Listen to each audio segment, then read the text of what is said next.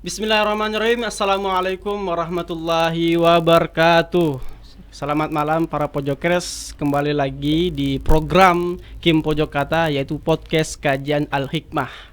Jadi pada kesempatan kali itu kita bersama dengan Al-Ustadz Sukoco SAG, yaitu membahas tentang tema karakter seorang muslim. Selamat malam Pak Ustadz. Selamat malam. Gimana kabarnya Pak Ustadz? Alhamdulillah. Sehat Ustadz. Baik. Alhamdulillah. Sehat. Jadi Pak Ustadz, kita malam itu akan membahas tentang karakter seorang muslim di kajian Al-Hikmah Kim Pojok Kata. Jadi di awal-awal sesi mungkin kita lebih kepada perkenalan, karena ada pepatah mengatakan, pepatah modern kalau pepatah lama tak sayang maka tak kenal maka tak sayang. Nah, kalau pepatah modern kan tak kenal maka tak aruf. Nah, maka kita kenalan dulu Pak Ustadz. Gimana Pak Ustadz?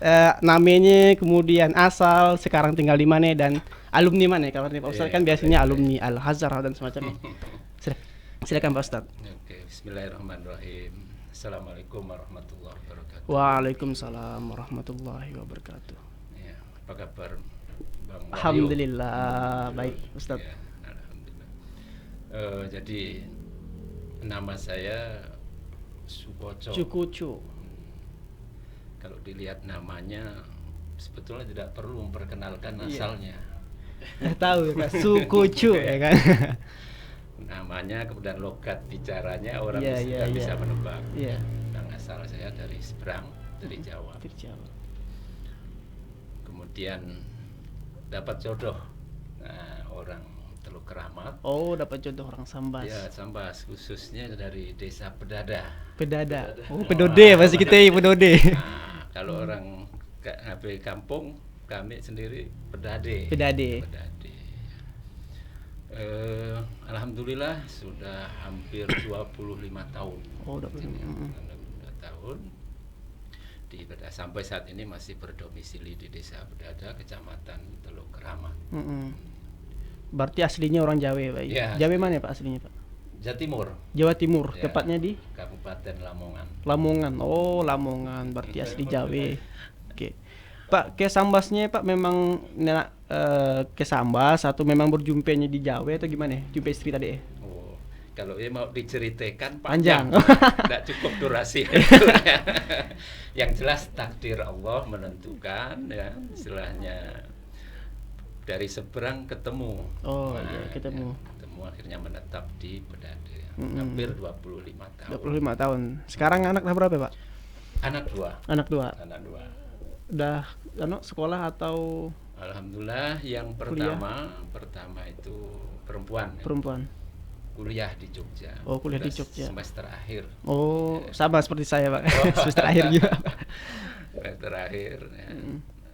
Kemudian anak yang kedua laki-laki. Laki-laki sekarang sudah kelas 10 ya. Kelas 10.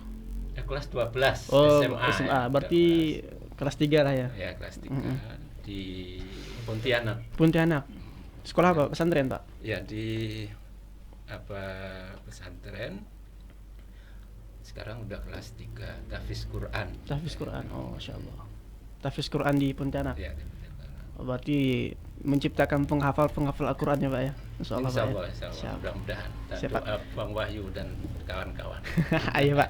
Jadi Pak, Ustadz, malam itu kita akan membahas tentang karakter seorang muslim. Jadi itu merupakan kajian Al-Hikmah dari Kim Pojok Kata yang memang membahas tema-tema keislaman.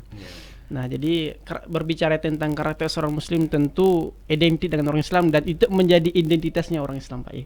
Artinya karakter seorang muslim itu menjadi nilai pandangan. Misal orang Kristen memandang kita dari karakternya, pasti itu kan, bukan hanya dari ibadahnya tapi dari karakternya, sifatnya seperti apa sih orang muslim ya kan. Artinya karakter seorang muslim itu bagi saya Pak memang sangat-sangat mahal ya kan. Dia pun susah dibangun juga. Artinya bagaimana sih sebenarnya Pak karakter sejati seorang muslim? Nah, sesuai dengan Al-Qur'an dan As-Sunnah lah tentunya, Pak. Ya, jadi betul apa yang disampaikan Bang Wahyu ya. Firdaus. Firdaus ya, Bang Firdaus. Salah nama. Jadi memang benar gitu ya. Seseorang itu melihat kita tentu yang zohir, yang nampak oleh mereka. Sedangkan hati kita ini mereka atau manusia tidak nampak. Gitu ya. Oleh sebab itu yang dilihat orang terhadap Islam itu tentu karakter pemeluknya. Ya, seperti apa Islam itu, itulah cerminan dari karakter kehidupan sehari-hari ya orang Islam. Maka cocok sekali ya tema ini kita bicarakan. Ya intinya semoga dengan kita mengkaji tema karakter seorang muslim ini nanti menjadi pemicu semangat bagi kaum muslimin untuk ya memperbaiki diri dan mendekati karakter yang sesungguhnya, tentu berdasarkan Al-Quran, As-Sunnah, dan tentu juga nasihat-nasihat para ulama Ahlus Sunnah gitu ya. Berbicara tentang karakter seorang muslim, jadi untuk membentuk karakter seorang muslim, kalau boleh saya ibaratkan gitu kan, Islam ini ibarat sebuah bangunan kan. Ini saya istilahnya terinspirasi dari Al-Quran. Allah Subhanahu wa ta'ala berfirman, Innallaha yuhibbul ladzina yuqatiluna fi sabilihi shaffan ka'annahum bunyanum marsus. Jadi Allah itu mencintai orang-orang beriman yang berjuang di jalan Allah ya. Dia bersatu seperti ka'annahum bunyan. Nah, mereka itu seperti bangunan. Jadi orang Islam ini, kita mau membentuk agama ini ya, Islam ini seperti bangunan. Nah, bangunan apa saja termasuk tempat kita ini ya. Bangunan ini memiliki 3 bagian pokok. Yang pertama bangunan dasar atau asas gitu ya. Yang kedua adalah katakanlah pelengkapnya, ini ruangan bangunan. Dan yang ketiga pendukungnya atau pelindungnya, yaitu atap gitu ya, atapnya. Dan masing-masing punya fungsi. Begitu pula ketika kita berbicara tentang membentuk karakter seorang muslim, maka bayangannya 3 hal ini harus terpenuhi dengan nilai-nilai yang disyariatkan dalam agama tentunya. Nah, dan misalnya yang pertama, karakter seorang muslim yang ini merupakan asas ya, atau pondasi gitu ya, tiang dasar dari sebuah bangunan keislaman. Apa itu? Yang pertama adalah salimul aqidah. Ya. Selamat akidahnya atau bersih akidahnya. Akidah itu apa? Akidah itu keimanan, keyakinan kepada Allah. Nah, jadi iman ini menduduki posisi asas paling dasar, paling penting ya dalam karakter seorang muslim. Ya. Kalau kita melihat sirah nabawiyah gitu ya, Rasulullah ini dalam sirah fase dakwahnya kan ada fase Makkah, ada fase Madinah. Fase Mekah 13 tahun, Madinah 10 tahun. Selama 13 tahun ini, konsen pokok dakwah Rasulullah adalah tentang akidah keimanan. Oleh sebab itu, di antara ciri-ciri ayat-ayat atau surah-surah yang turun di Mekah itu kebanyakan membicarakan tentang akidah, tentang keimanan kepada Allah Subhanahu wa ta'ala. Karena ini pondasi. Jadi ibarat sebuah bangunan tadi ya. Kalau pondasinya ini kuat, akidahnya kuat, imannya kuat, maka nanti ada amanah syariat agama seperti apa saja, insya Allah siap untuk dipikul beban itu. Sama dengan bangunan ini kan? Kalau pondasinya itu atau tiang dasarnya itu kuat, nanti bangunan di atasnya ini mau seperti apa, mau tingkat berapa, itu kuat, tetap kuat.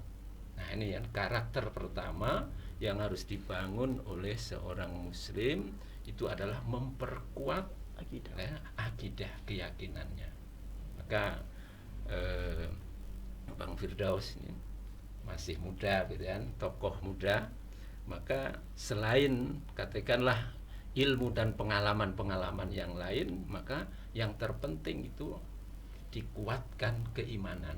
Nah, sehingga nanti ketika menjadi katakanlah tokoh masyarakat, apalagi kemudian memimpin masyarakat dan lain sebagainya, kita ini sudah kokoh, amanah yang diberikan kepada kita itu akan dapat kita tampung, karena kita pikul dengan sebaik-baiknya.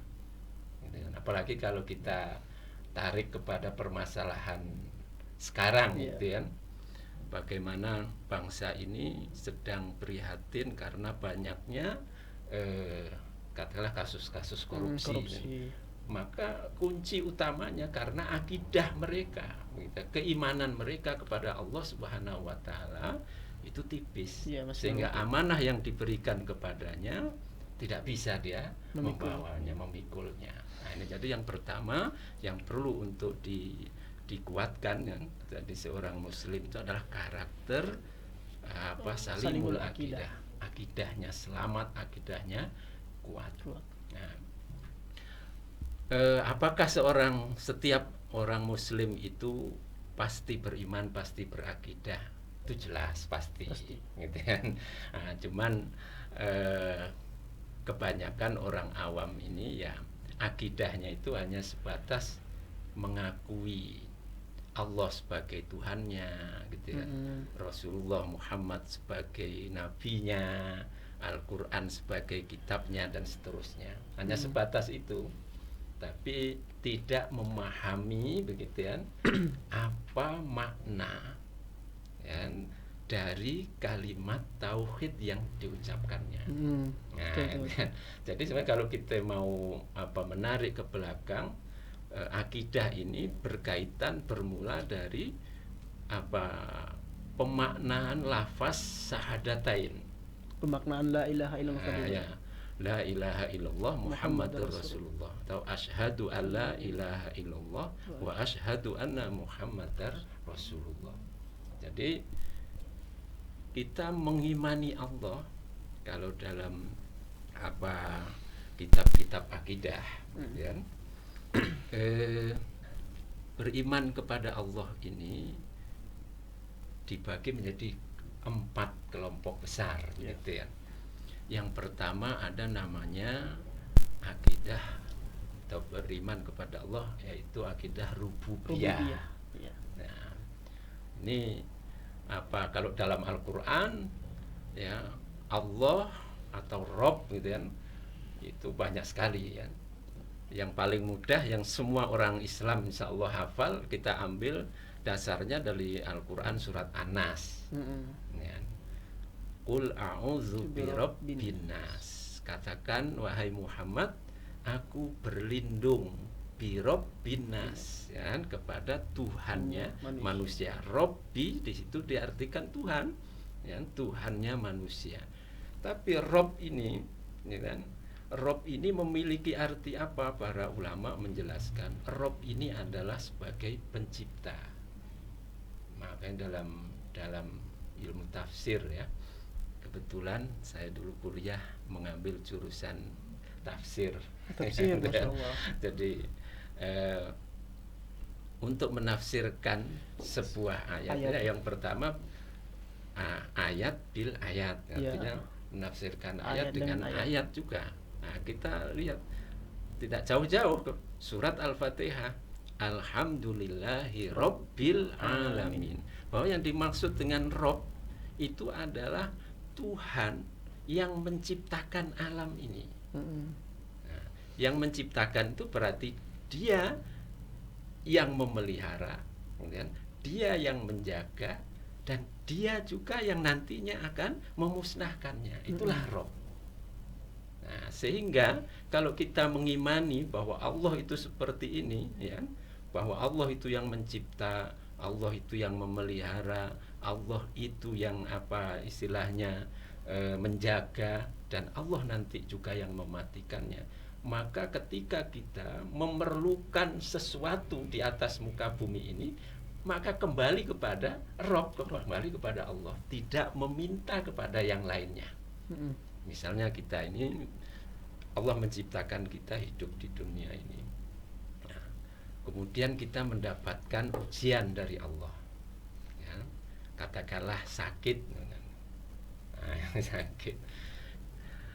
Kalau seseorang itu imannya kuat, maka ketika sakit dia akan ikhtiar, gitu kan, berobat, dan cara dia berikhtiar untuk berobat tidak akan melupakan yang menciptakannya, yaitu Allah Subhanahu wa taala. Nah, ini kan, dia minta, atau soal rezeki, gitu kan, dia berikhtiar dan meminta kepada Allah Subhanahu wa taala, tidak meminta kepada selainnya. Nah, ini kadang-kadang di dalam kehidupan masyarakat ini kan, dia tahu bahwa memang Allah ini yang menciptakan segala sesuatu, Allah ini yang memelihara segala sesuatu, tapi ketika dia dalam kondisi-kondisi tertentu terdesak minta ke pohon gitu. Itu kan. Jadi kemudian dia ini meminta kepada selain Allah. Maka perbuatan ini tentu bertentangan dengan salimul akidah, akidah yang selamat. Ini justru bertentangan. Kemudian apa orangnya dinamakan musyrik, perbuatannya dinamakan syirik, begitu ya. Nah, ini jangan sampai begitu. Nih, Mas, Bang Wahyu, kalau ngomong-ngomong masalah anggaplah kebiasaan masyarakat ini sensitif sekali. Iya, sensitif memang. Ya. Kenapa? Karena masyarakat kita ini sudah terlanjur turun-temurun. Ya. Sudah membudaya. Membudaya turun menurun dari nenek-nenek moyang kita. Kalau dilihat dari latar belakang bangsa kita atau Asia Tenggara ini kan, pada umumnya zaman dulu sebelum Islam itu datang di negara kita ini kan, tanah kita ini beragama Hindu dan Buddha. Nah, Hindu dan Buddha itu ajaran pokoknya kan dua soal ketuhanannya, ya, yaitu animisme, dinamisme. Ya. Animisme percaya kepada kekuatan gaib, kemudian dinamisme percaya kepada kekuatan kebendaan. Nah, ini terus turun menurun sampai kepada kita sekarang ini, sehingga akidah kita ini banyak tersusupi, gitu ya. Tersusupi. Nah, tersusupi lah bahasanya, gitu kan, dengan ajaran-ajaran di luar Islam, sehingga kadang-kadang banyak sekali hal-hal yang kita lakukan ini kemudian dikaitkan. Nah, itu tadi dengan kepercayaan yang sebetulnya itu datangnya dari ajaran terdahulu. Iya, ajaran gitu Hindu ya. Buddha. Nah, jadi yang kedua, pokok bahasan dari akidah itu selain tadi akidah rububiyah, gitu kan, ada yaitu mulkiyah. Nah, ini ayat yang kedua dari Al-Qur'an surat An-Nas. Ya kan? Qul a'udzu birabbin nas, ya kan? Malikin nas. Nah, Allah itu malikin nas, yang menguasai, itu yang merajai manusia, gitu kan? Coba kita bayangkan ya, Bang Firdaus, raja gitu ya. Kalau kita lihat di film-film gitu ya, film-film dan raja itu kan pokoknya semua aturan, apa yang jadi perintah dia tidak ada yang boleh melawan. Iya, harus panut kita. Harus tanpa boleh dia melawan. Kalau ada yang melawan, penggal kepalanya. Itu raja. Istilah bayangannya seorang raja itu kan seperti itu, begitu ya. Nah, meyakini Allah ya sebagai malikin nas, yang merajai manusia ini, artinya kita ini meyakini Allah bahwa Allah itulah yang berhak mengatur diri kita, dan kita harus patuh 100% kepada aturan Allah. Ini akidah. Nah, kan? Dan tidak boleh membantah sedikit pun. Gitu, dan tidak boleh membantah, gitu kan. Nah, membantah. Nah, ini yang kadang-kadang kita tarik lagi ke dalam era sekarang, banyak diragukan oleh umat Islam itu sendiri, sehingga muncul pemahaman-pemahaman yang seolah-olah Allah ini boleh mengatur manusia pada hal-hal tertentu saja. Iya. Nah, gitu. Iya. Ada pemahaman seperti itu. Ya. Nah, istilahnya aturan Allah itulah yang disebut dengan syariat. Islam, begitu kan. Nah, syariat Islam itu sumul ya, lengkap ya. Bukan hanya mengatur tentang sholat, zakat, puasa, bukan itu saja, gitu. Tapi seluruh gerak-gerik manusia, mulai manusia itu istilahnya hidup, mulai manusia itu mau tidur, sampai tidur lagi, sampai dia tidur, sampai dia bangun, sampai tidur lagi, itu semua, semuanya diatur. Itu di syariatnya. Itu ya, maka kita tidak boleh membantah. Kalaupun kita belum bisa melaksanakan semua aturan Allah, kita tidak boleh membantahnya. Kita tetap harus terus berusaha untuk menjalankan apa yang telah disyariatkan oleh Allah kepada kita. Nah, zaman modern banyak pemahaman. Ya, misalnya kalau ada konsep pemisahan agama dengan ekonomi, agama misalnya, dan negara, agama dan siasa, agama dan politik dan lain sebagainya. Jelas ini salah, karena apa? Ajaran Islam, syariat Allah ini lengkap. Coba kita bayangkan, Bang Wahyu, dalam Islam itu orang masuk WC kan sepele ya, remeh, hal yang remeh ya. Tapi dia masuk WC gitu ya. Masuk WC ada aturannya begitu. Masuk harus kaki kiri dulu, ya kan? Baca doa dulu, ya kan? Nah, ini kan sederhana. Masuk WC aja sesuatu yang katakanlah remeh-temeh, tidak penting, gitu ya, istilahnya tidak penting, tapi penting sebetulnya. Sebab kalau orang tidak masuk WC artinya dia tidak membuang kotorannya, itu bahaya juga. Ya, penting juga. Tapi artinya pekerjaan ini dianggap sepele gitu, lah ya. Itu pun diatur dalam syariat agama. Apalagi hal-hal besar, kan? Soal istilah iktisodiyah, ya kan, perekonomian, yang tentang siasa, politik, tentang askariyah, ketentaraan dan lain, tentu itu ada ajarannya. Nah, inilah kadang-kadang kemudian oleh orang Islam karena akidahnya tadi dangkal, maka kadang termakan, sehingga ketika kita biasa itu di grup-grup WhatsApp atau apa ya gitu kan, misalnya ada peristiwa apa kita kaitkan dengan agama, itu di komen kadang-kadang, jangan kaitkan dengan agama, gitu jangan bawa agama ini, gitu. Itu salah sebetulnya. Ya. Mari kita perbaiki akidah kita, itu bagian keyakinan kita kepada Allah, bahwa Allah itu malikin nas, merajai manusia. Allah itu yang berhak membuat aturan. Gitu kan. Yang ketiga itu akidah uluhiyah, ilahin nas. Nah, apa itu? Yaitu kita meyakini bahwa Allah Subhanahu wa ta'ala itu arah dari semua peribadahan kita dan arah dari seluruh kegiatan kehidupan kita itu kepada Allah. Jadi ilallah semua ditujukan ya kepada Allah Subhanahu wa ta'ala.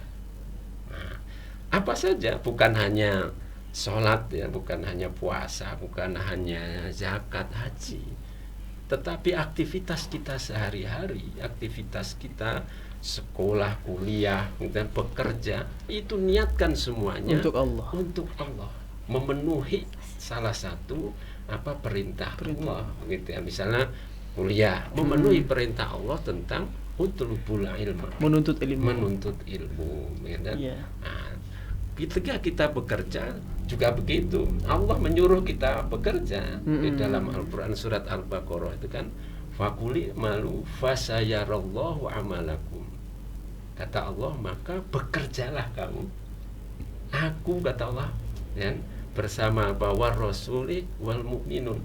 Aku dan Rasul serta orang mukmin ini menjadi saksi atas aktivitas pekerjaan. Nah, jadi semua kita tujukan kepada Allah. Nah, inilah namanya kemudian mukhlisina lahuddin, ya, menjadi orang yang ikhlas, gitu, bersih.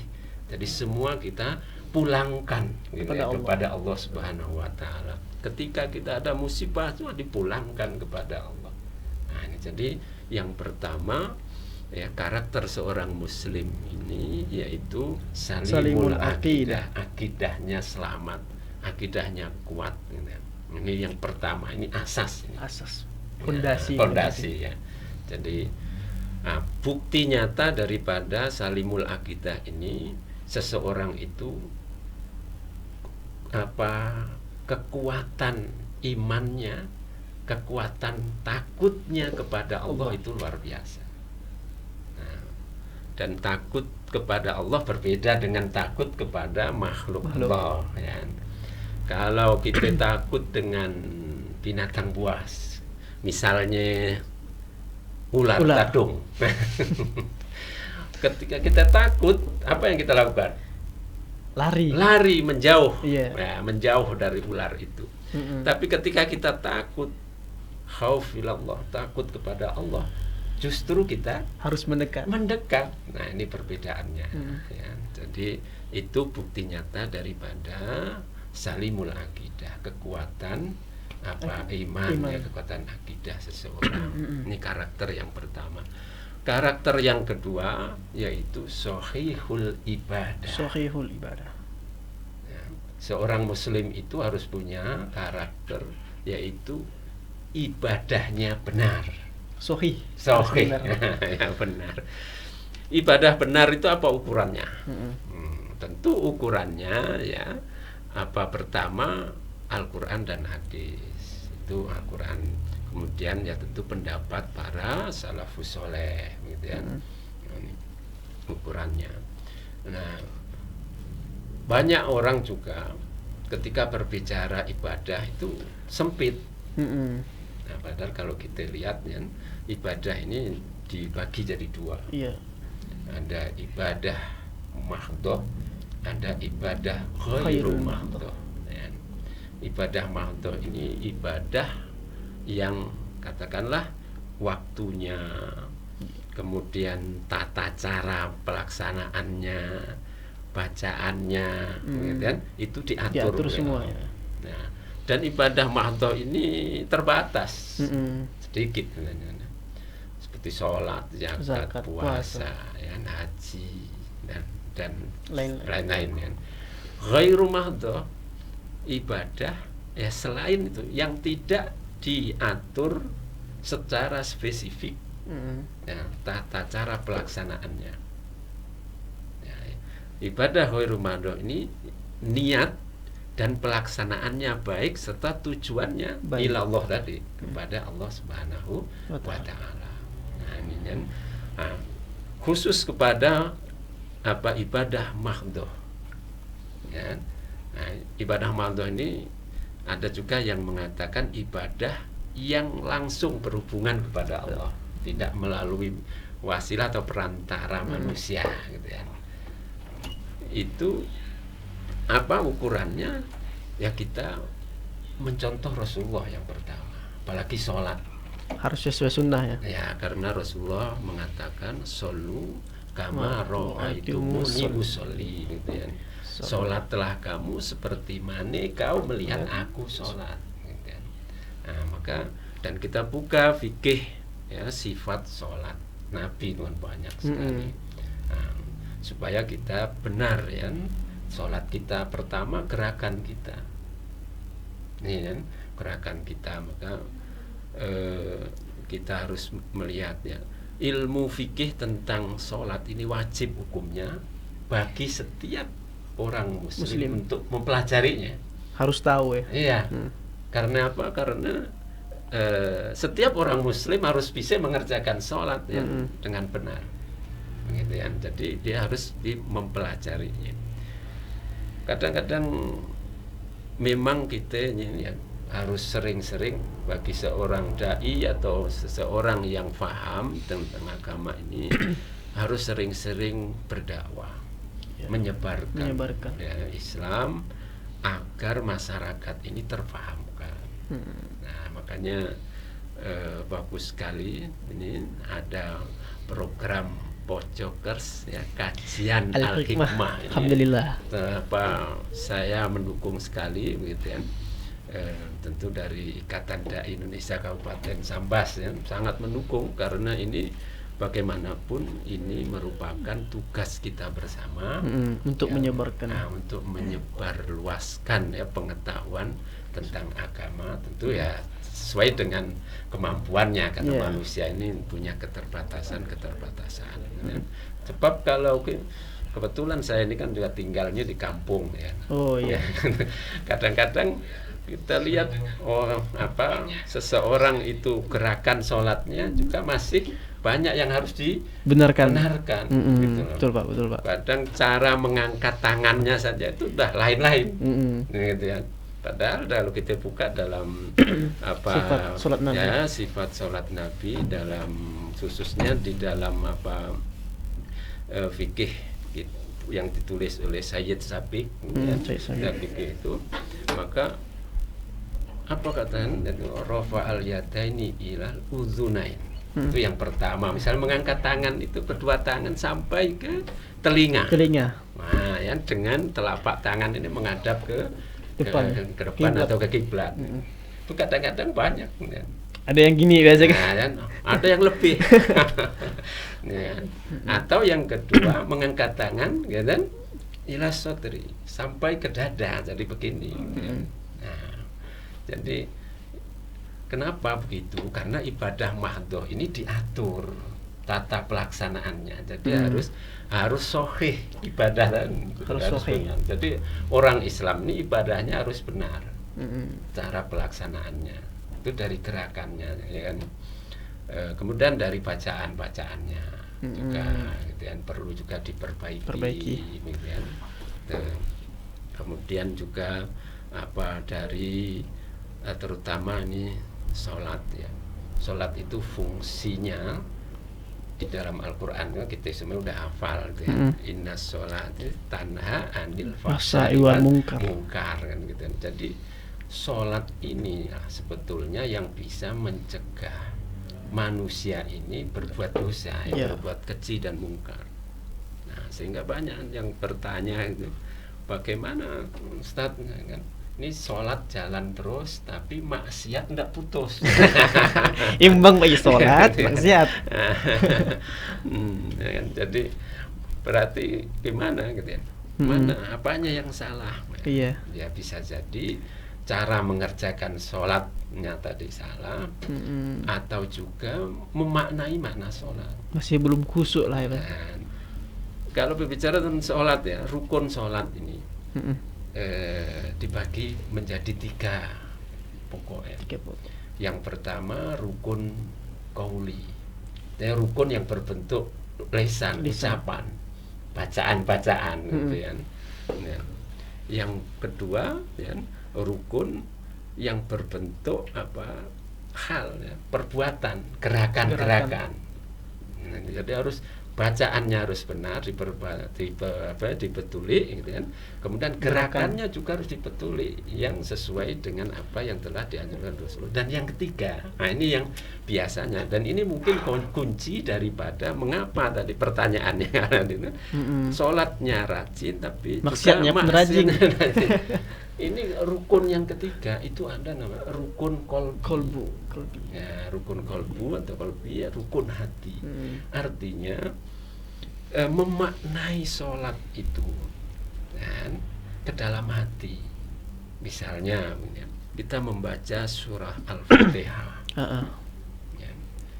Katakanlah ayat yang pertama, Alhamdulillahirabbil alamin. Segala puji bagi Tuhan pencipta alam. Nah, artinya yang berhak untuk mendapatkan pujian ya, itu hanyalah Allah. Oleh sebab itu makhluk, nah gitu kan, jangan sampai terlena ketika mendapat pujian. Karena sebab pujian itu hanya milik hak Allah. Nah, maka ketika kita sadar itu gitu kan, maka tidak ada perasaan sombong kan dipuji orang. Nah, karena sebetulnya yang berhak dipuji itu Allah. Ini namanya pemaknaan hati. Nah, ini yang jadi atau misalnya iyyaka na'budu wa iyyaka nasta'in. Hanya kepadamu lah aku beribadah dan hanya kepadamu lah aku memohon gitu kan. Nah, artinya apa? Ini kepasrahan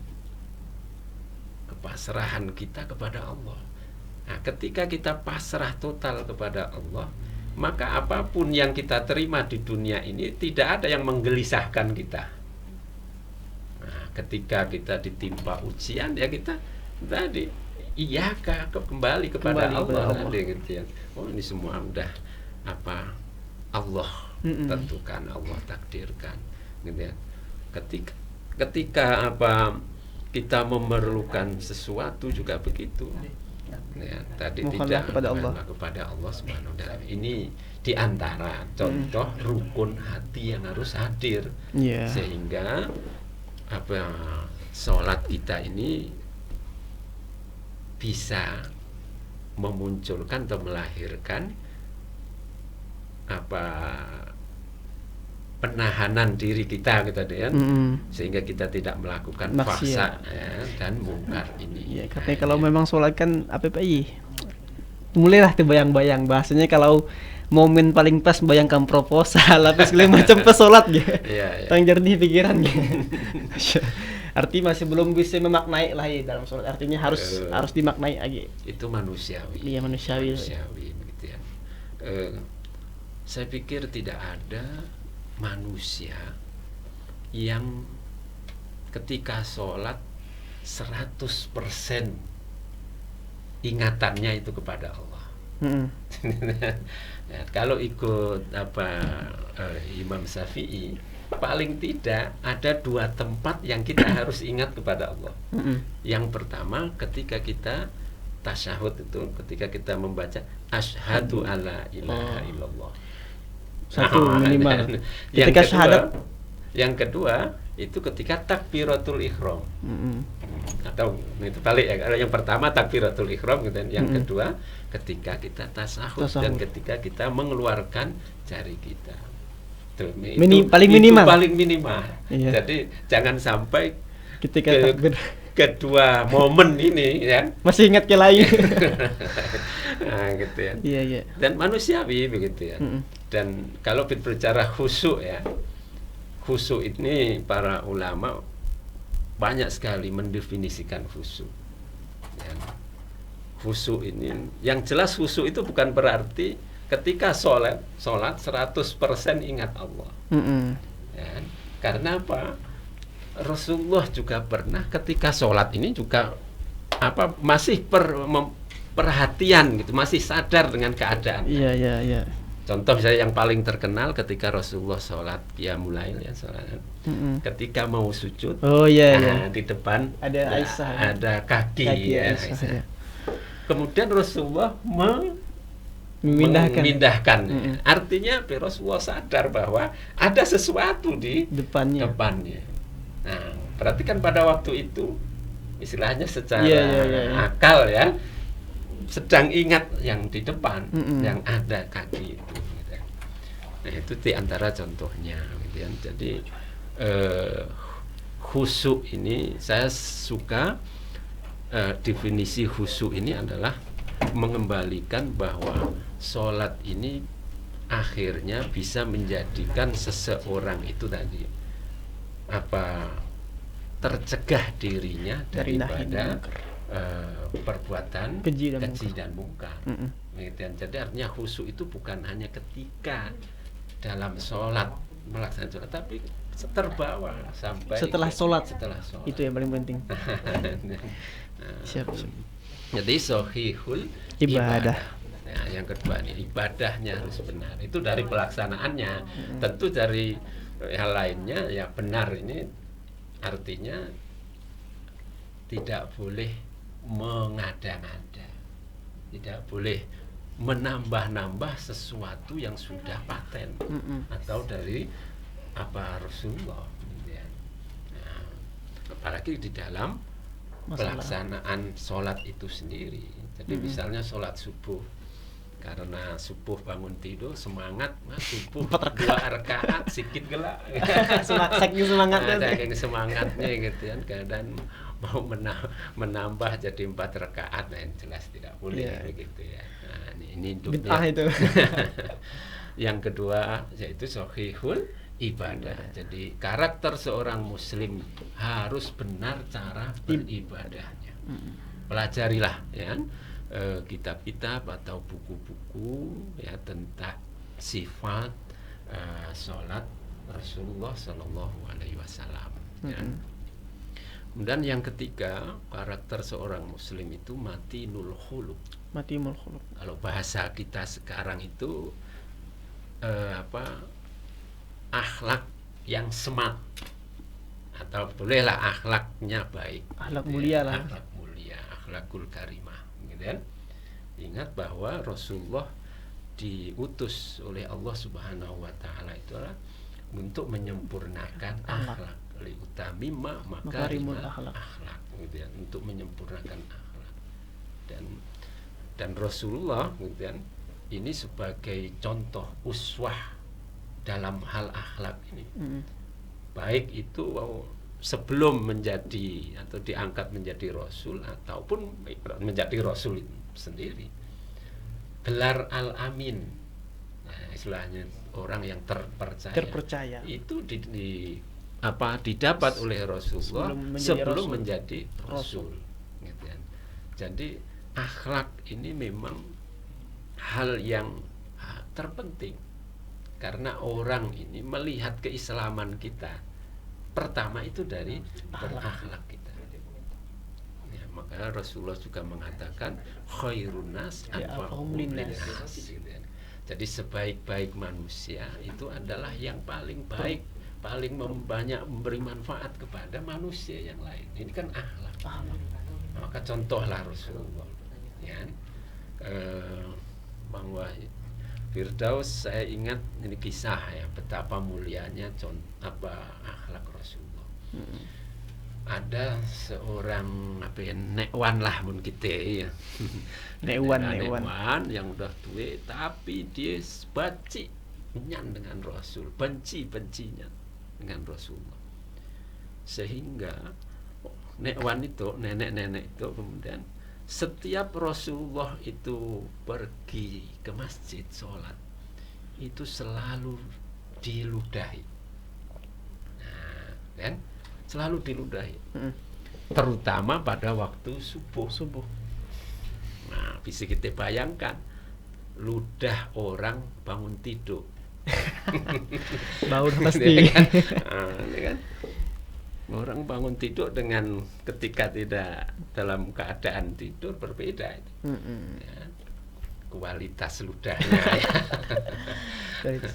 Dan itu setiap Rasulullah pergi mau sholat, nenek-nenek ini ya, istilahnya berada di samping jendelanya gitu kan, karena Rasul lewatnya ya dekat jendela. Begitu Rasulullah lihat langsung diludahi gitu ya, dan kena muka Rasulullah. Dan Rasulullah tidak pernah marah. Tidak pernah marah sekalipun. Tidak terbayang ya belah kena ke kita kan. Yo, tetap ngamuk Tetap ngamuk gitu. Ya, begitu seluruh. Pada suatu hari, dan Rasulullah lewat. Dan Rasulullah udah siap-siap mau pasti ada ludah gitu kan. Tapi ternyata pada hari itu tidak ada ludah yang istilahnya yang kena gitu ya. ini Nah, begitu. Esoknya gaya si orang yang meludahi. Meludah. Ya. Esoknya seperti ya. Akhirnya Rasulullah ini bertanya kepada para sahabat, ya, bertanya, apa nenek-nenek yang di rumah itu kemana? Gitu ya. Nah, itu kemana? Nah, maka kemudian ada kabar bahwa nenek itu sakit. Maka ketika Rasulullah mendengar bahwa nenek yang setiap hari meludahi Rasulullah ini sakit, maka kemudian Rasulullah cepat-cepat menjenguknya. Nah, ketika menjenguk itu, kemudian nenek-nenek itu bersahadat. Kenapa bersahadat itu tadi? Melihat akhlak. Iya. Nah, inilah peran akhlak. Kalau di zaman Rasulullah justru ya, orang-orang yang masuk Islam itu kebanyakan ketika dia melihat Akhlak Rasul. Nah, dan ini menjadi inspirasi juga kepada kita semua, ya, agar peran akhlak ini bagi seorang muslim itu dikuatkan, ditingkatkan. Ya, akhlak terutama ya tentu akhlak yang baik, ya. Nah, sehingga Islam ini justru juga dipandang oleh orang luar. Islam ini apakah menjadi Islam yang menyenangkan, Islam yang menyejukkan, dan Islam yang humanis. Itu dilihat dari perilaku kita. Nah, oleh sebab itu akhlak ini yang menjadi ukuran di antara orang lain melihat kita, ya. Jadi matinul khuluq, ya, akhlak yang semat, akhlak mulia, akhlak yang baik, ya. Selanjutnya yang keempat, karakter seorang muslim. Saya ulang, yang pertama, akidahnya kuat, salimul akidah. Nah, ini sebagai pondasi salimul akidah. Yang kedua, benar cara ibadahnya, Shahihul ibadah. Yang ketiga, matinul khuluq, akhlak yang baik atau mulia. Yang keempat, nah ini juga, ini karakter seorang muslim itu harus apa? Qawiyul jismi,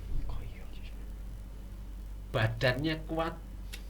Nah, kuat, atau seorang muslimnya harus kuat. Kuat apanya? Semuanya. Fisiknya, semuanya. Fisiknya, ekonominya, pendidikannya, ya, semua kuat. Harus kuat. Ya kan? Al mu'minu qawiyyu, mukmin yang kuat, ya, ahabbu ilallah minal mu'minina dhaif, kan kata Rasulullah. Mukmin yang kuat itu lebih dicintai oleh Allah daripada mukmin yang lemah. Kuat apanya? Ya, kuat semuanya. Segala aspek lah ya. Ekonomi semuanya. Nah, kalau kita berbicara sekarang jasad, ya, jisim, kuat badan kita. Kenapa kita harus kuat? Nah, untuk melaksanakan syariat agama agar terlaksana dengan sempurna itu memerlukan kekuatan fisik. Nah, sekarang ini bulan Rajab, ya, Saban, bulan puasa. Orang berpuasa di bulan Ramadan. Puasa Ramadan ini ibadah yang paling lama, karena satu bulan. Memerlukan kekuatan fisik. Mana fisik yang sebulan. Nah, kalau seseorang itu lemah fisiknya, kadang-kadang ketika dia di bulan Ramadan, semangat ibadahnya itu hanya pekan-pekan pertama saja. Betul. Seminggu pertama biasanya paling semangat. Minggu pertama masjid penuh, ya. Makanya sudah melangkah ke pekan kedua dan seterusnya mulai sepi. Badannya udah kapaknya, kan, capek, ngantuk dan lain sebagainya. Itu akibat dari fisik yang lemah. Nah, ini contoh aja. Atau sholat bisa kita laksanakan dengan sempurna, gerakannya dengan baik apabila badan kita ini sehat. Karena sholatnya orang yang berdiri dengan sholatnya orang yang duduk itu berbeda. Ya, tentu lebih utama yang berdiri karena berdiri, ya, itu termasuk salah satu rukun sholat. Ya, meninggalkan rukun kalau karena apa istilahnya darurat sakit ya tidak apa-apa, tapi keutamaan berdiri itu berarti tidak diperoleh olehnya, Tidak diperoleh. gitu. Jadi ini maksud berarti apa, menyehatkan badan, menguatkan badan.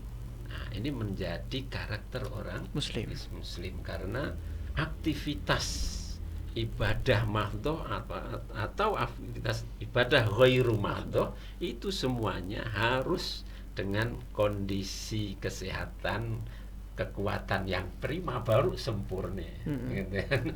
Harus sempurna. Nah, jadi apa, oleh sebab itu dalam Al-Quran kita ini dianjurkan ya, kulu washrobu, ya, makan dan minumlah apa, halalan thayyiban. Halal lagi baik. Halal lagi baik. Baik. Apakah yang halal itu pasti baik? Tidak. Belum tentu. Belum tentu ya. Artinya ini thayyib ini makanan atau minuman yang baik itu kemudian berefek kebaikan kepada tubuh kita. Itu namanya thayyib. Ini maaf, ada misalnya ini ya, katakanlah kerupuk ya. Kerupuk ini halal ya, kerupuk ini. Tapi banyak para dokter ini yang tidak menganjurkan makan kerupuk. Kenapa? Karena dari sisi kesehatannya tidak dari kajian gizinya juga sangat minim, gitu kan. Sehingga tidak menghasilkan katakanlah ini kebaikan dan tubuh kita atau makanan-makanan yang lain. Ini contoh ya. Maka orang Islam ini perlu memperhatikan apa soal makanan dan minuman dan juga pola hidup sehat harus. Pola hidup ya, apalagi di musim pandemi Covid nih. Nah, itu pola hidup sehat ini harus diperhatikan oleh kaum muslimin ya. Nah, tidur kita ya, makanan kita ya, kemudian istirahat kita ya, termasuk bagaimana kita juga harus menyempatkan waktu untuk olahraga iya. riyadhah gitu ya. Nah, sehingga apa, badan kita ini menjadi sehat. Rasulullah ini manusia yang paling sehat. Suspek beliau ini. Nah, ya, dalam apa sirah ya, Rasulullah ini kalau gulat itu selalu menang dan pernah kalah hanya sekali dengan sahabat Umar bin Khattab. Nah, tapi jangan dibayangkan gulatnya Rasulullah seperti gulatnya orang sekarang ya. Misalnya pakai cawat, bukan ya. Itu kan. Dan itu berarti menunjukkan betapa sehatnya Rasulullah. Dan dalam sirah juga Rasulullah tidak pernah sakit. Ya, beliau sakit ini ketika akan wafat, menjelang wafatnya. Dan itu saja, tidak pernah sakit. Nah, gitu. Jadi ini contoh konsep bahwa karakter orang Muslim kan menyontoh Rasul. Rasul ini badannya kuat. Nah, badannya kuat gitu ya. Nah, makanya dalam Islam juga ada anjuran berolahraga. Yang pertama misalnya kata Rasulullah, olahraga memanah. Memanah ini melatih konsentrasi, melatih feeling. Gitu ya. Kemudian naik kuda.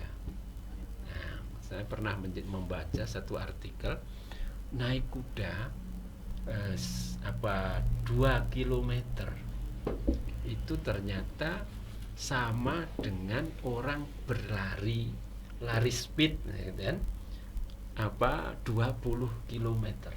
20 kilometer. Ya, karena gitu. Saya pernah baca artikel seperti itu gitu kan.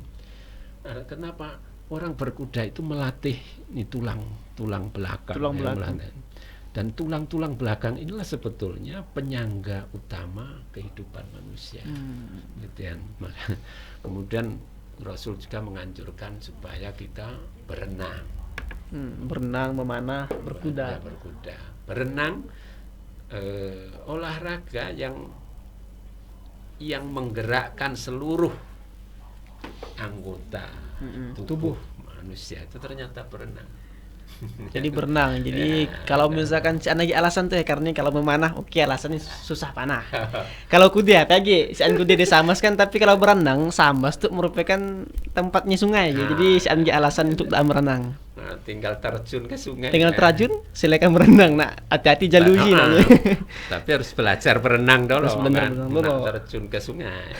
Belum bisa berenang tiba-tiba terjun ke sungai. Saking semangat itu sunnah ada kan, tapi dan tak berenang nyemplung jadi mati. berenang. Ya gitu. berenang ya. Qawi. Ini jadi harus sehat ya seorang muslim ini gitu kan. Yang kelima, qadirun alal kasbi. Ini karakter seorang muslim. Mampu berpenghasilan. Wah, mampu berpenghasilan. Jadi orang Islam ini jangan menjadi pengangguran. Ya, kadang-kadang prihatin ya. Dan saya ini kan boleh dikata apa ya, mobilitas tiap hari itu kemana-mana. Sekarang ini kan trennya di mana-mana ada kafe. Iya betul. Saya lihat anak-anak muda, biak-biak muda, gitu ya.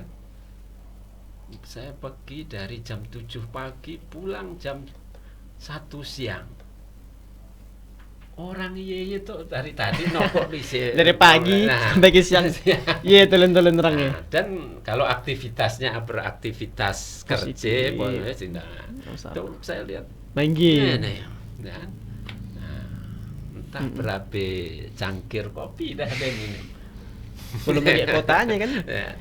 Jadi artinya saya berpikir pilih kerjanya gitu. Iya. Nah, bukan berarti tidak boleh pergi minum ke kafe, bukan gitu kan. Semua tentu ada haknya. Ya.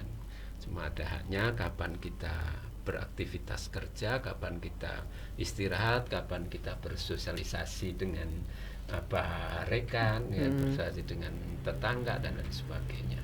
Ya, jadi seorang muslim ini harus qadirun alal kasbi, bisa menciptakan pendapatan, harus mandiri lah, harus bekerja. Tadi di awal Allah itu memerintahkan kita bekerja. Faquli malu fasayarallahu amalakum.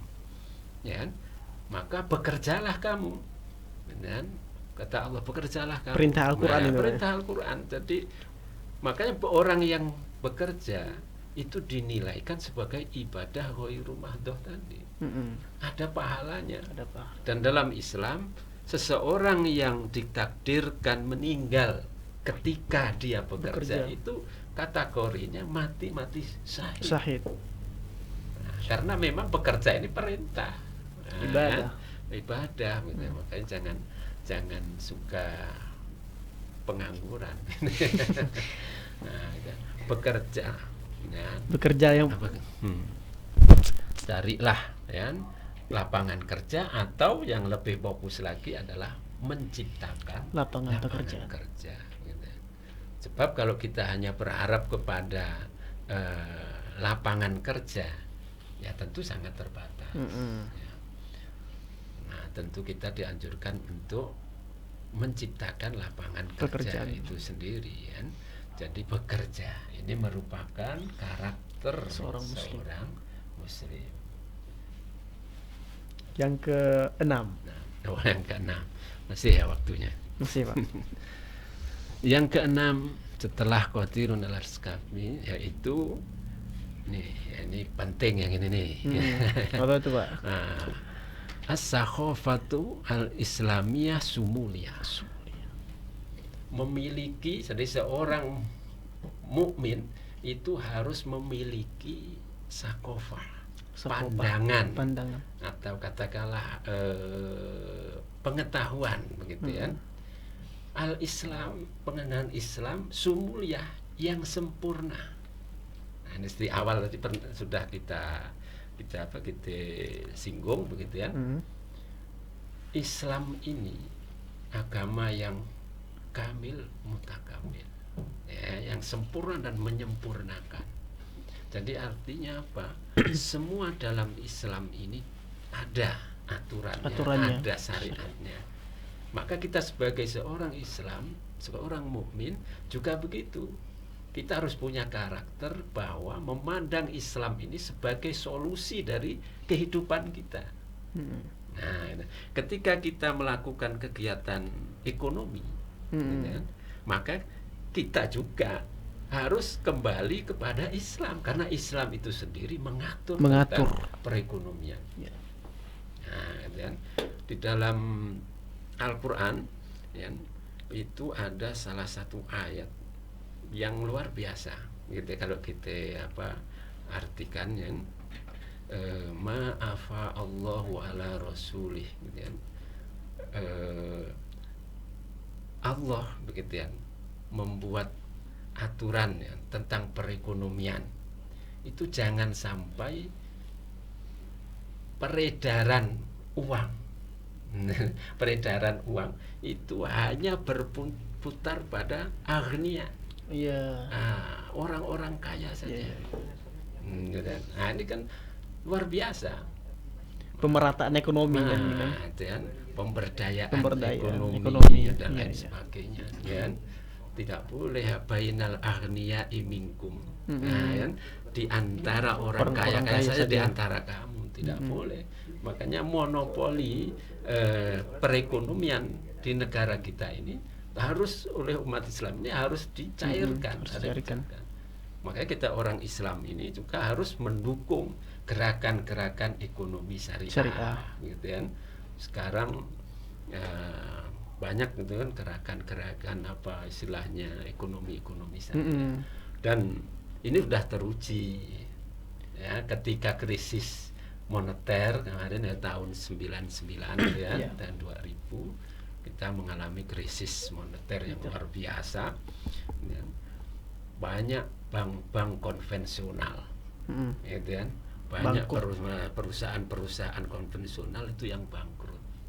Tetapi ada satu bank yang ternyata tetap tumbuh bahkan membesar, yaitu agama yang berlandaskan Islam.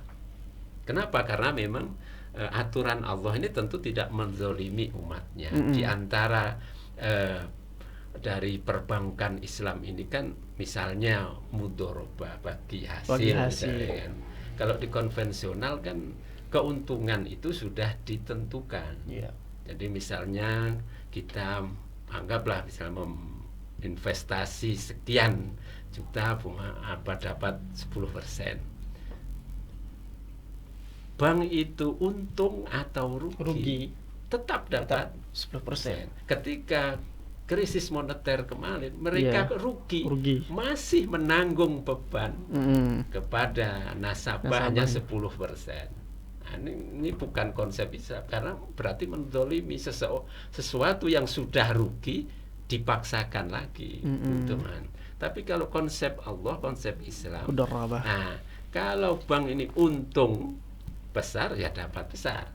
Ketika bank ini kemudian untungnya kecil pun dapat kecil. Nah, ketika tidak untung pun dia tidak ada. Nah, sehingga ada keadilan. Karena memang konsep Islam itu i'dilu huwa aqrabu littaqwa, kan gitu kan. Berbuatlah adil kalian, karena adil ini mendekatkan dirimu, menjadikan dirimu menjadi orang-orang yang bertakwa.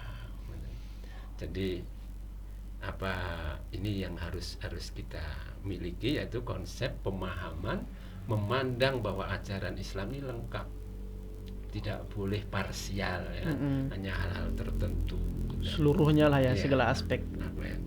Atau misalnya ini yang sering ini kita lupakan atau dilupakan oleh umat Islam tentang siasi, politik ya. Selalu dipisahkan itu, politik dengan agama. Selalu dipisahkan. Seolah-olah gitu, seseorang yang beragama atau katakanlah orang yang memiliki kualitas keagamaan baik, misalkan itu tidak boleh berpolitik. Dilarang berpolitik biasanya kan. Urus saja agama, urus saja dakwah biasanya kan. Konsep orang lain supaya justru orang-orang yang baik ini tidak masuk ke situ. Iya, betul. Padahal di negara kita ini kan khususnya politik ini sesuatu urusan yang besar. Karena lewat pintu politik ini seseorang itu bisa memegang satu jabatan mengurusi umat.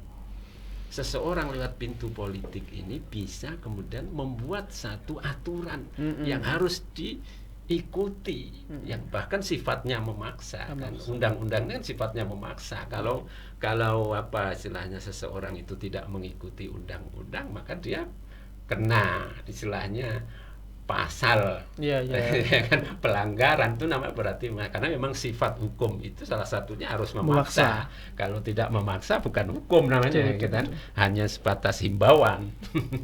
Nah, ketika orang-orang yang baik ini kemudian dia masuk ke dalam katakanlah parlemen, ya kan, dan dia diberi kewenangan untuk mengatur, membuat undang-undang kebijakan, maka saya yakin dan orang-orang yang agamanya baik ini pun akan mengeluarkan aturan yang baik. Iya, tidak akan keluar misal Kepres tentang miras gitu kan. Nah, gitu Iya. Nah, sebaliknya gitu kan, kalau kita orang Islam ini termakan bahwa politik itu tidak boleh dicampur dengan apa agama, akhirnya yang masuk ke jalur siasi atau politik ini ya dalam tanda kutip orang-orang yang anggap tidak baik. Orang-orang yang tidak baik tentu nanti dia akan mengeluarkan kebijakan pun tidak baik juga. Nah, jadi ini perlu dipahami bahwa Islam itu mengatur semuanya. Kemudian siasi juga diaturnya. Ya, memang dunia siasi ini juga dunia dunia sulit lah. Jadi gini biasanya kan Pak, kalau orang-orang paham agama kan tidak maulah masuk politik jahat apa segala macam. Jadi sehingga orang-orang baik tuh kayak anti dengan politik ya. Sesungguhnya kan politik kan bukan politik yang jahat tapi orang-orang di sekitarnya. Karena tidak ada orang baik yang masuk tadi di sini kan. Nah, jadi pemahamannya pun harus dibetulkan ya Pak. Ya, itulah makanya seorang muslimnya harus punya karakter, ya, pemahaman Islam yang menyeluruh, bahwa semua aspek kehidupan ini ada aturannya, ada syariatnya di dalam Islam, tidak boleh kita pisahkan, tidak boleh, gitu. Nah, kalau memisahkan kehidupan kita dengan agama, kembali pada akidah tadi kan, berarti kita bertentangan dengan akidah mulkiyah, gitu kan. Nah, berakidah kepada Allah, gitu kan. Jadi ini karakter Muslim yang ke-6 ya. Nah, yang ke-6. Dan kemudian ini yang terakhir. Yang terakhir, karakter seorang Muslim itu harus punya sifat ad-dakwah. Nah, ya. Setiap muslim itu dakwah itu apa? Dakwah itu ya mengajak, mengajak. Ya, mengajak kemana? Ya, mengajak ilallah, kepada Allah, mengajak kepada kebaikan. Ya, dakwah, dan itu apa? Dalilnya banyak di dalam Al-Qur'an. Perintah-perintah agar kita ini berdakwah ya, mengajak kepada orang lain kepada jalan yang benar. Nah, di antaranya wal takum minkum ummatun yad'una ilal khair, ya, hendaklah ada, begitu, wajib ada segolongan umat ini yang yad'una ilal khair, mengajak kepada kebaikan. Nah, ya'muruna bil ma'ruf, ya, mengajak kepada yang ma'ruf, ya, wa tanha 'anil munkar, dan mencegah yang kemungkaran. Nah, ini jadi seorang muslim ini semuanya adalah dai. Nah, ya, dai, berdakwah. Nah, dakwah itu ada tiga, dikelompokkan jadi ada tiga. Kadang orang ini kan aku mau disuruh ceramah, disuruh khutbah, disuruh megang mic, tidak tahu ya. Nah, itu pemahaman yang masih perlu diluruskan. Dakwah itu ada dakwah bil lisan, dengan lisan. Nah, ya, misalnya seperti tabligh ya, ceramah.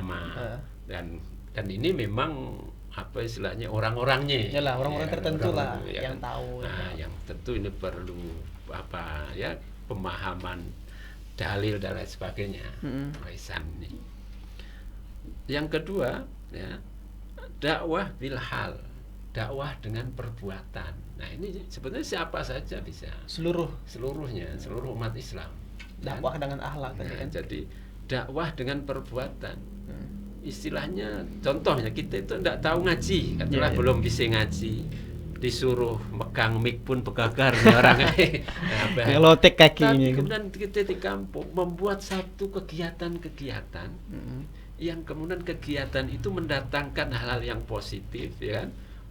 Anak muda, remaja atau orang itu kemudian tergerak, terbawa dengan kegiatan yang baik itu, maka ini juga satu dakwah. Nah, jadi bukan hanya berceramah tolen berpidato, ya khutbah, tidak, tapi kita melakukan satu kegiatan-kegiatan positif, ya kan?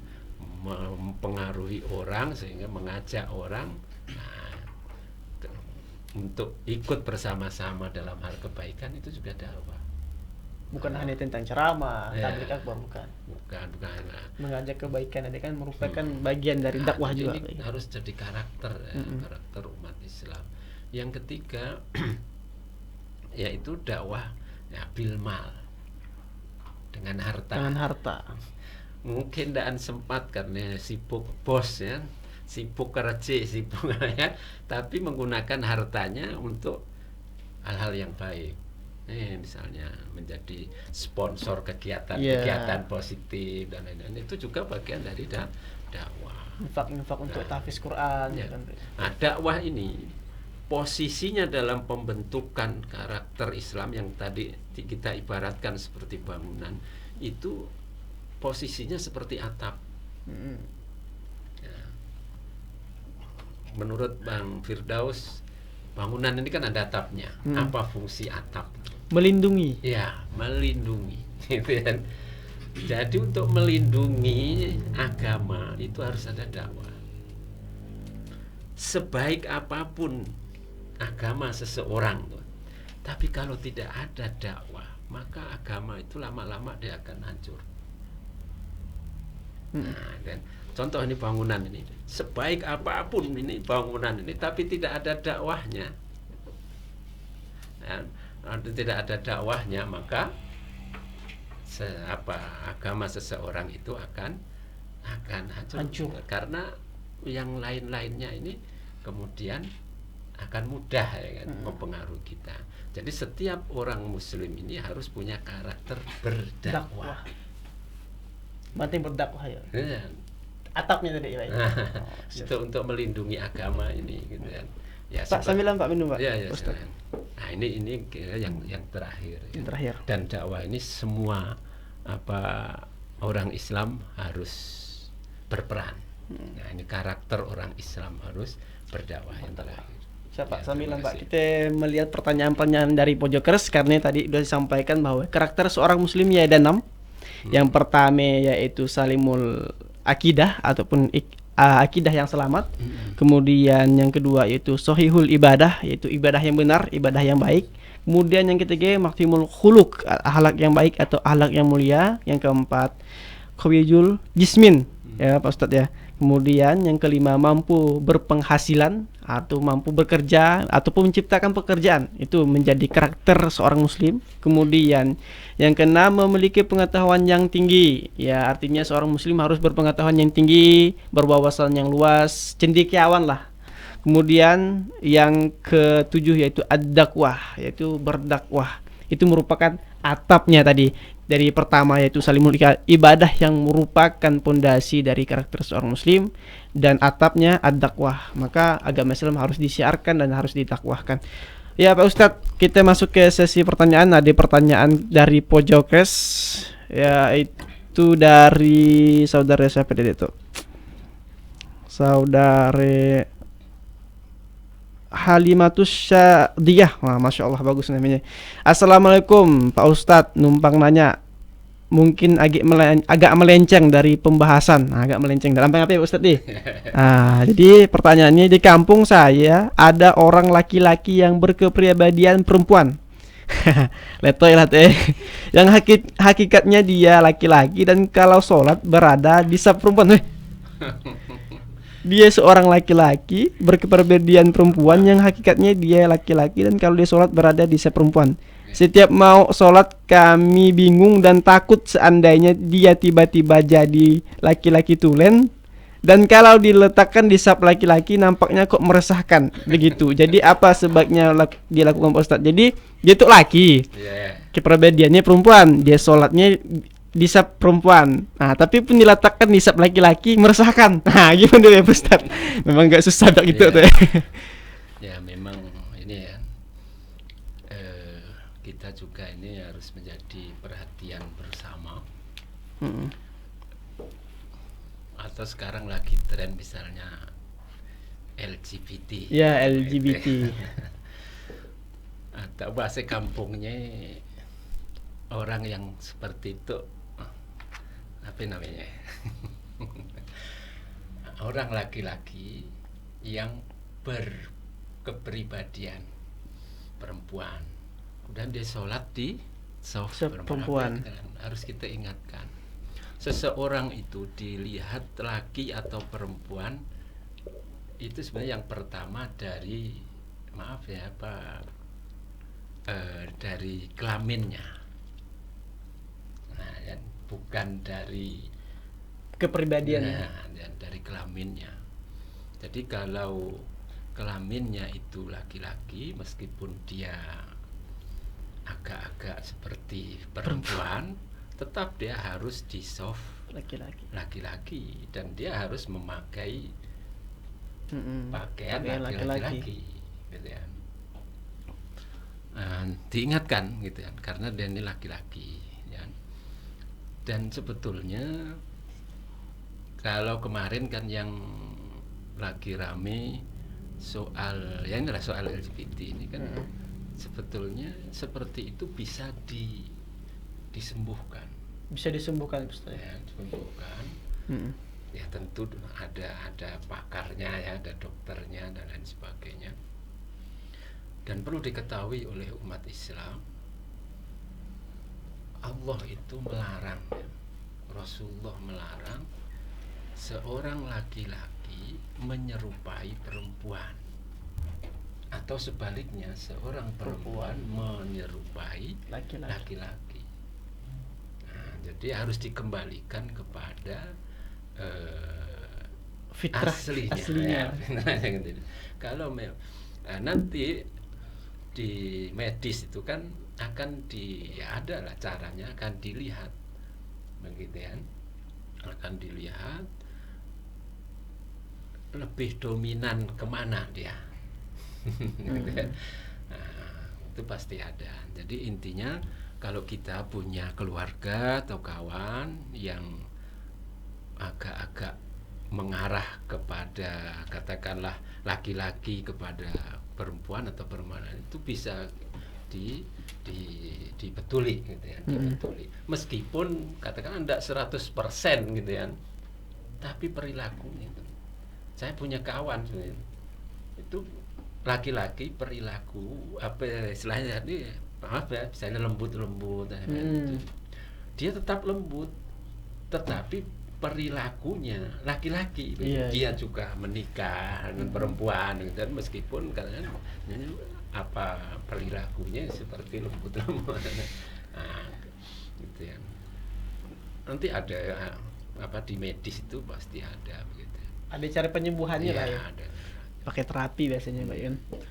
Oke, ya, Pojokers jawabannya intinya kita sesuaikan dengan fitrahnya lah, karena dia memang laki-laki, karena dilihat dari jenis kelaminnya, bukan dari kepribadiannya. Kalau dia memang laki-laki, kembalikan ke sapnya ke barisan laki-laki. Oke, sambilan Pak Ustaz, nak minum.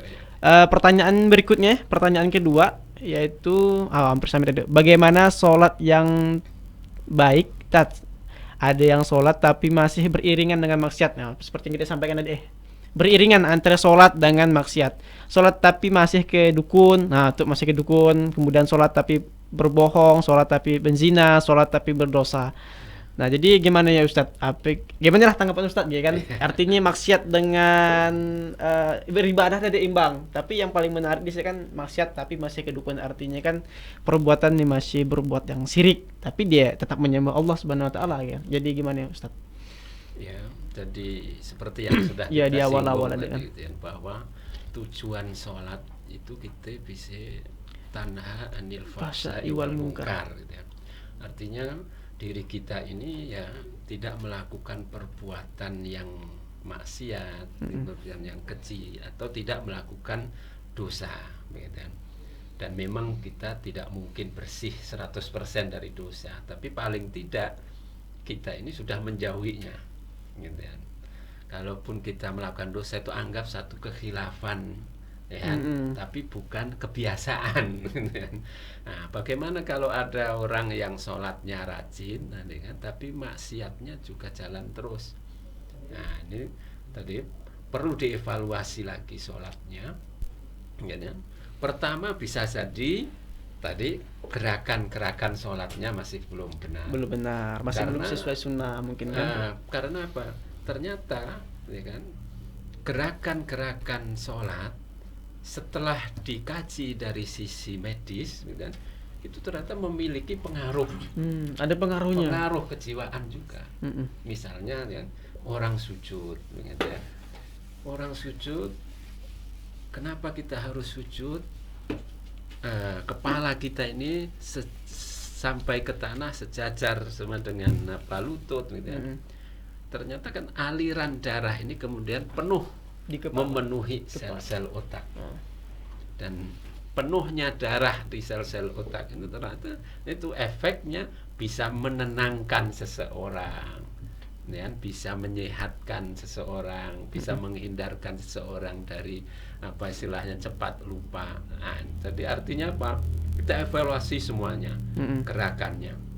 Yang kedua, kita dievaluasi juga bacaan-bacaannya. Nah, karena as-sholatu ad-du'a ya. Salat itu sebuah doa gitu ya. Artinya apa?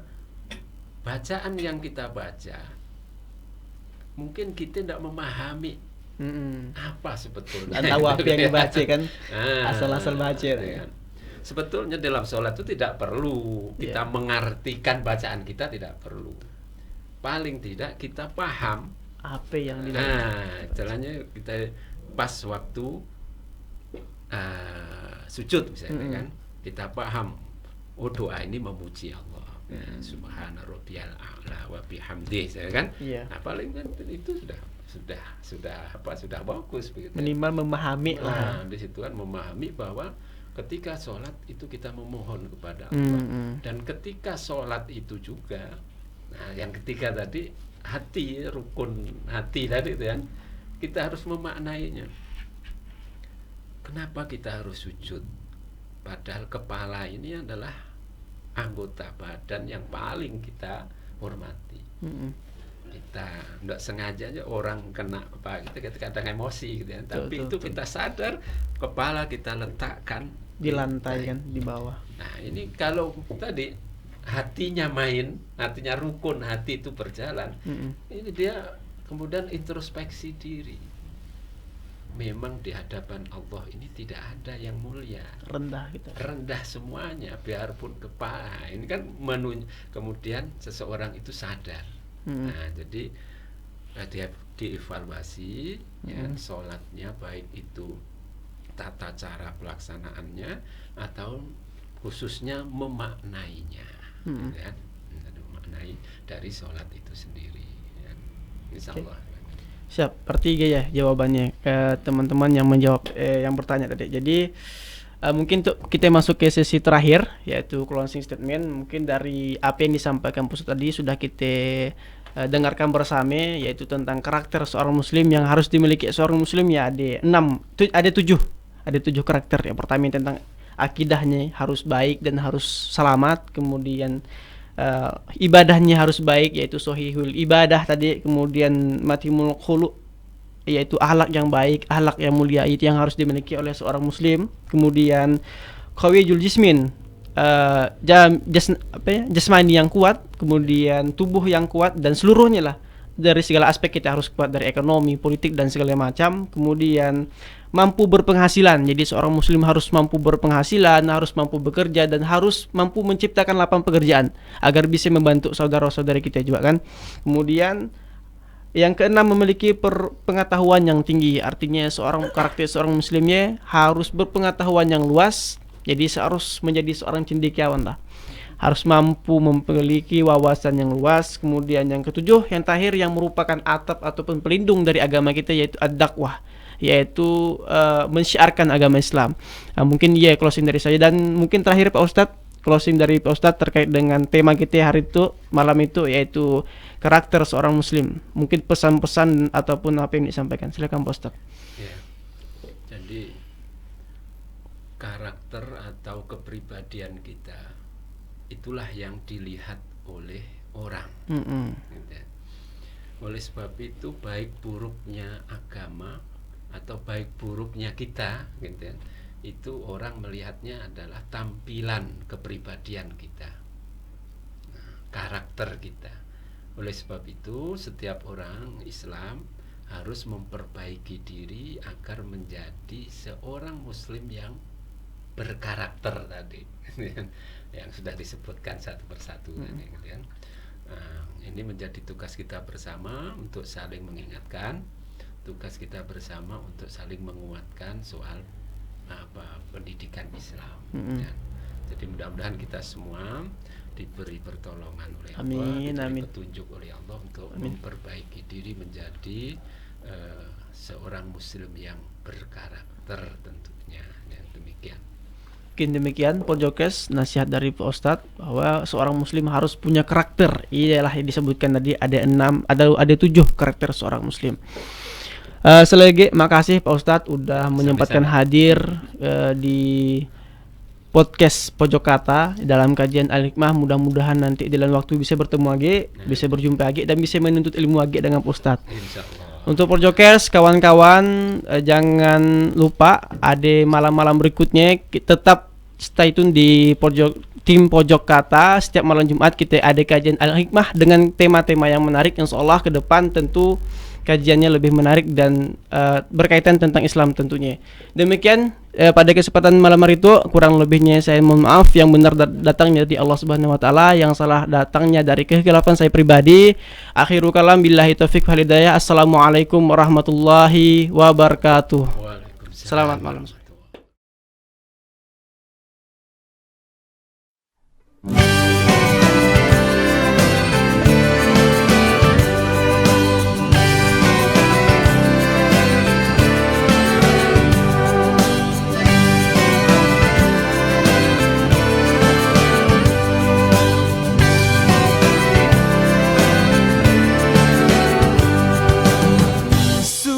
Sambas besimpang